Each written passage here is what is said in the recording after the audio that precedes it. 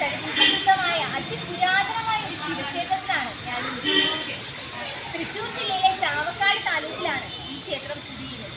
ക്ഷേത്രത്തിന് മറ്റൊരു പ്രത്യേകത, ഈ ക്ഷേത്രത്തിന് ഏറ്റവും വലിയൊരു പ്രത്യേകത എന്ന് പറയുന്നത് വൈഷ്ണവശൂരനായ പരശുരാമനാൽ പ്രതിഷ്ഠിക്കപ്പെട്ട ഒരു ക്ഷേത്രമാണ് ഈ ക്ഷേത്രം എന്ന് പറയുന്നത്.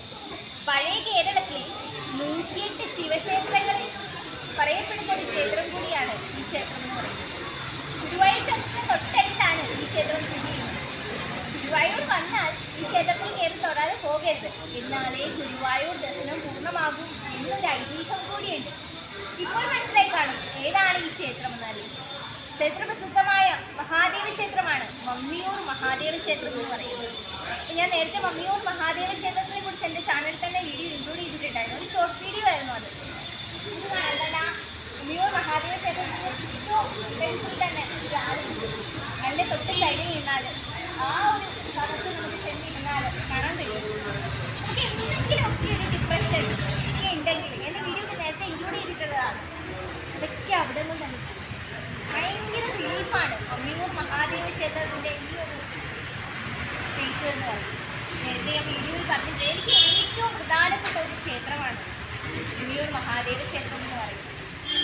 അപ്പം കൂടുതൽ വീഡിയോയിലേക്ക് പോകാൻ മുന്നേ ചാനൽ സബ്സ്ക്രൈബ് ചെയ്യാൻ മറക്കരുത്, ലൈക്ക് ചെയ്യണം, ഷെയർ ചെയ്യണം. അപ്പോൾ അത്രയേ ഉള്ളൂ. വീഡിയോ വിശദമായിട്ട് കാണാൻ മറക്കരുത്, ലൈക്ക് ചെയ്യണം.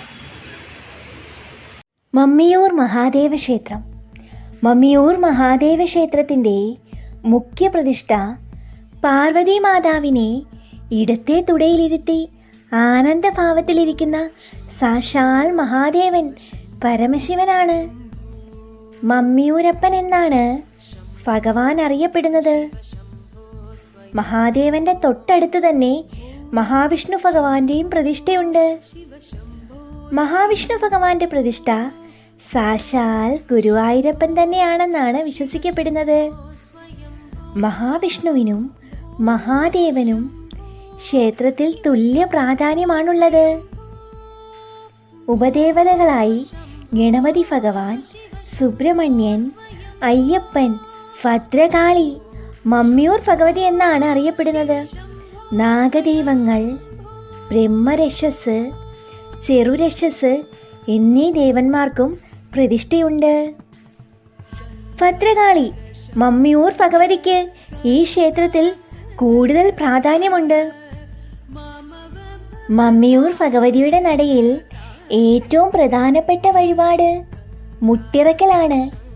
മാംഗല്യമുട്ട്, വിദ്യാമുട്ട് എന്നിങ്ങനെ ഒരുപാട് മുട്ടിറക്കൽ വഴിപാടുണ്ട്. കാര്യതടസ്സം മാറാനും ആഗ്രഹ സാഫല്യത്തിനും വേണ്ടിയാണ് മുട്ടിറക്കുന്നത്. നിത്യേന 3 പൂജകളുള്ള മഹാക്ഷേത്രമാണ് മമ്മിയൂർ മഹാദേവ ക്ഷേത്രം. പുലർച്ചെ 4 മണിക്ക് ശംഖനാദത്തോടെ ഭഗവാന്മാരെ പള്ളി ഉണർത്തി 4:30 നട തുറക്കുന്നു. നിർമാല്യ ദർശനമാണ് ആദ്യത്തെ ചടങ്ങ്. അതിനുശേഷം മഹാദേവനും മഹാവിഷ്ണു ഭഗവാനും എണ്ണ അഭിഷേകവും ശംഖഭിഷേകവും മഹാവിഷ്ണു ഭഗവാനും മാത്രം വാകച്ചാർത്തും നടത്തുന്നു. അതിനുശേഷം വിഗ്രഹങ്ങൾ അലങ്കരിച്ച് 2 ഭഗവാന്മാർക്കും മലർ, ശർക്കര, കദളിപ്പഴം എന്നിവ നേദിക്കുന്നു. 5 മണിയോടെ ഗണപതി ഹോമം നടത്തുന്നു. 6:45 മഹാദേവന് ഋഗ്വേദധാരയാണ്. 8 മണിക്ക് ഉഷപൂജ നടത്തുന്നു.